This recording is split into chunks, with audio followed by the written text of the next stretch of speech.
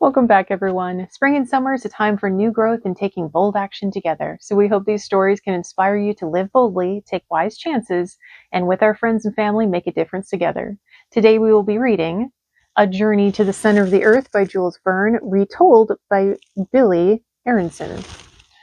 So as we lean in with the spirit of adventure, grab a friend, like Jade here, and let's enjoy the story together. Chapter 2, A Backwards Invitation. Axel's about to make an amazing discovery and wishes he hadn't. Isn't the master ever going to have his lunch? Asked the cook. Definitely not, I answered. In fact, you can probably forget about dinner. He won't eat again, and neither will I until he can figure out the meaning of some ridiculous note.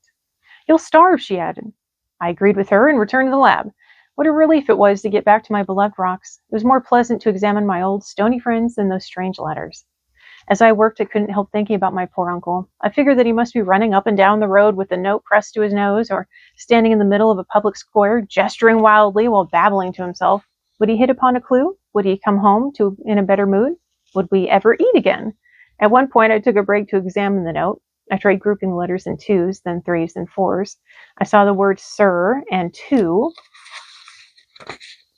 and rat in there. Could this be a message about a sir somebody who did something amazing to a rat? I was getting nowhere. After hours of trying to make sense of the note, my brain was on fire. My eyes were strained. The letters seemed to swirl around on the paper and dance before my eyes. To cool myself down, I started to fan myself with the note, and then I saw it. As I waved the note before my eyes, I saw the paper from behind. As I looked through the paper from the back, I saw the letters backwards and recognized the words. Clear, simple words that fit together in sentences. I had broken the code. All you had to do was figure out the message was read it backwards. I was thrilled by my discovery, but when I began to decode the message, my joy turned to horror. What a terrible secret I had read. A man had really dared to do that? Never, I cried, jumping up. I will never let my uncle know this secret, for nothing could stop him from taking this deadly journey. He'd make me go with him. We'd be lost forever. My dear uncle is nearly insane with curiosity already. The secret contained in this note would push him over the edge. He must never crack the code. Just then, he came charging in, deep in thought. Some new way of trying to crack the code had entered his mind. He sat down with the note and began writing numbers above the letters. Then on a separate piece of paper, he added the numbers together in different combinations. I realized his method couldn't possibly lead him to the secret. There was only one correct way to break the code, but still I trembled as he stared at the note. Surely he'd stumble onto my secret any second. Hours passed. My uncle paced, struggled, and pondered. The sun set. The town became quiet, and still my uncle worked away. It's only a matter of time, I thought to myself as I fell asleep on the couch. But when I awoke in the morning, the poor man was still slaving away. He rubbed his bloodshot eyes as he muttered and scribbled and strained. I knew that a word from me could put an end to his suffering, but I refused to say it. As the hours passed, two things weakened my determination to keep the secret: pity for my uncle and pity for my stomach. I wanted breakfast, but there was no way of getting it until the puzzle was solved. When I crept downstairs to sneak a pastry, I learned from the cook that there was none left. In fact, we were down to our last piece of bread. My uncle had left the front door locked so the cook couldn't go food shopping. We are doomed! As lunchtime came and went, my determination began to crumble. Would it really be so awful to let my uncle know the secret? I wondered. There will be plenty of time to talk him out of making that ridiculous journey. Oh, this guy's hilarious. And even if he does go, I'll be able to think up some excuse so I won't have to join him. Besides, he's going to figure out the message himself sooner or later. In the meantime, why should the cook and I starve? Oh, the cook has to starve now? When my uncle got up to go, I decided it was time to end my silence. Can I see something about the key? I asked. The key to the front door? He retorted. No, I replied, the key. He stopped dead in his tracks. He glanced at me from under his spectacles. Then he charged across the room and grabbed me by the shoulders. You don't mean, he asked. To which I simply nodded. For a moment, neither of us spoke. Look at the note again, just as it's written, I urged him. But it doesn't mean a thing, was his gruff answer. Not if read from left to right, I explained, but when read from right to left, snatching up the document, he read it backwards and read aloud. Go into the crater of Sniffles, where the shadow of Scartaris touches, and you will reach the center of the earth. I did it. Arn Saknussemm.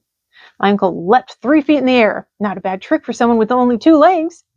He ran around the room delighted. He knocked over tables and chairs. He threw papers into the air. He fell into his armchair. Then, after catching his breath, he spoke. Let's pack our suitcases at once, my boy. I began to get up my courage to talk my uncle out of this trip. The very idea of going to the center of the earth seemed completely insane. Although I hated getting him angry, I would have to speak up. In the meantime, his anger was directed at the cook. "How could you let us run out of groceries?" he shouted.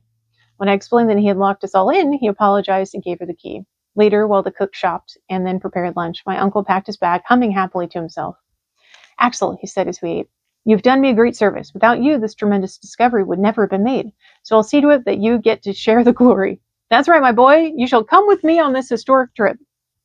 I wanted to tell him how little interest I had in glory, but he continued. "Now, no matter what, you mustn't tell a soul about our plans," he directed me.